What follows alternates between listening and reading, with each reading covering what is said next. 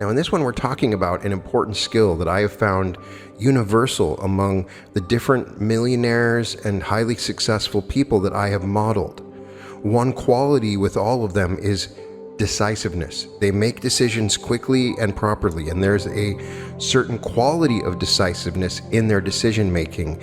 And I was excited because Howard Hill addresses this in his book, How to Develop the Quality of Decisiveness.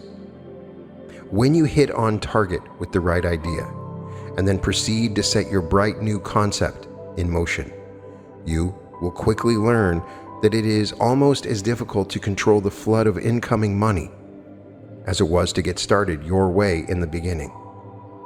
However, in learning to think like a millionaire, there are certain modifiers that inevitably come into contention. These modifiers are other people. This stark reality of existence must be faced with equanimity and absorbed before too much progress can be achieved. Unfortunately, there are still too many persons who operate according to the law of the jungle. Everything and everybody is fair game for the daring, and on ad nauseum. And I wouldn't have it any other way, since this is the lifeblood of the competitive free enterprise system. I'm fully aware that we will hear yelps of dissent from the weak, the lazy, the incompetent, and the fuzzy thinking, but the facts still remain the same.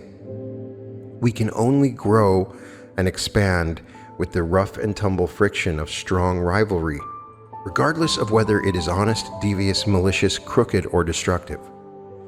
This may be a harsh estimate of our way of life, but we are not truly thinking like millionaires until we can accept these vagaries as part of our life.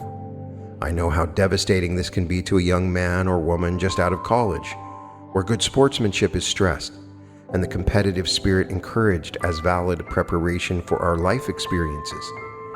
But we soon learn that this attitude dissolves in the operation of business, politics, religion, and the professions.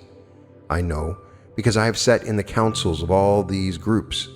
And again, I would have it no other way, for out of such apparent negative activities, we can find eventually a manner of living that will help us to gain our destiny.